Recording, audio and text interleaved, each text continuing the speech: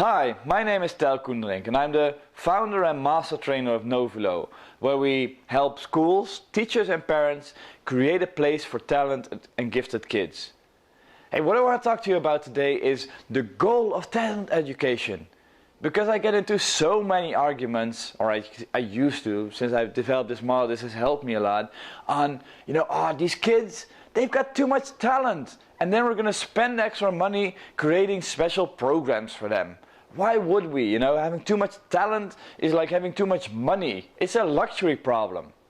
Well, not quite. I mean, for one, research is showing that, up until IQ 125, your school's results go up.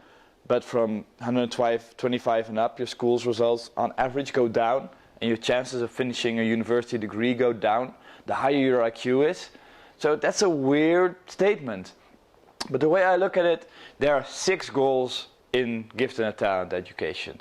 At the lowest level, it starts with kids no longer being depressed. And this really bugs me, that this is still a goal that's not being met. Some kids, as a consequence of education, are feeling worse, are getting depressed because they're not being reached at the level they're at. And every kid deserves well-being.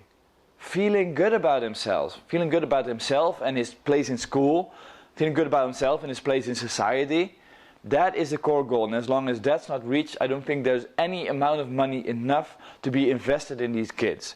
Every kid deserves this. This is why there must be specialty programs. But then at the next level, we get to other problems. Productivity. Probably you know one of these gifted kids who sits there, looks at his paper, but gets nothing done. He doesn't get through it. He's not capable of finishing his work. Why? Because he hasn't learned the skills to turn his talent into practice. And that's really a shame. I think that's really important too. As long as a kid doesn't kind of start living up to his potential, that's such a waste of human potential. And then on the other hand, you've got the core curriculum. In Holland, and probably in most countries in the world, it's the case that if a kid's well-being is reasonably well and he's reasonably productive, the law states that you need to meet the core curriculum. And a lot of kids aren't doing that. Underperforming, they call it absolute underperformance, where you're not even making normal marks. Which is weird. You've got an IQ of 140 and you can't get a normal passing mark where the rest of the classroom can. You need help in that. That's also a reason. Like, these 4 reasons are really a core reason why there needs to be gifted education. To make sure that nobody gets below this threshold. Then you get the higher end, the plus goals. You can define them in 2 areas. You've got content goals and skill goals. And to be honest, what I see in 9 out of 10 enrichment programs is when you ask them, what do? They say, well, we do Spanish and French and, Latin, or we do additional IT computer skills. We do this and this and this. But it's mostly designed around content. We do this program, we do this program. While the thinking should be, we teach these skills. I think skills are the goal. Because I think they're the goal of entire education, but especially of gifted education. We want to send these kids off with a bunch of skills. And we don't give them Spanish and French because we think they should learn to speak Spanish and French. Most kids won't even use it in a lifetime. But by learning French, they learn how a language works. They learn to reflect on their own language.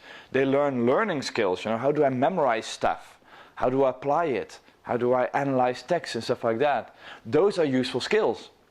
So in my idea, a policy letter should always start with, these are the skills that we're trying to teach. And this is the content we're using to teach those skills. Can you see the difference between the 2? And this is also a way of measuring your progress. Because I think it's really important to set priorities. Because if you're a teacher, and in most countries, when you're a teacher, you've got at least 30 kids in your classroom. And a lot of programs like Together to School in Holland and No Child Left Behind are putting more and more problem kids into the normal classroom. So you've got 30 kids, but one has ADHD, 2 have got dyslexia, and maybe 1 is kind of like autistic, and then you've got the gifted kid there as well, and you need to cater to all of them. That's challenging. And you need to know where your priorities are, because are your priorities in making them productive, or making sure that nobody's depressed, or making sure that you're adding the extra content? By creating priorities, you say, first we're going to make sure nobody's depressed in the classroom, and then we're going to make sure they're all, well-being and productive. Then we're going to make sure they're meeting their core curriculum, and then we're going to help them develop additional skills. But this way you've got an order of doing things, and when you get a new group, you know what to do. So think about it. And this can be your homework. Think about, what is the goal in your school or with your kid of talented education? Cool? Think about it, because it really gives you a head start. If you want the addition to this, make sure you look at the movie about policy making, because it puts it into a larger perspective. Thank you so much for watching. Make sure you apply this, and as always, bring out the best in yourself and in each other.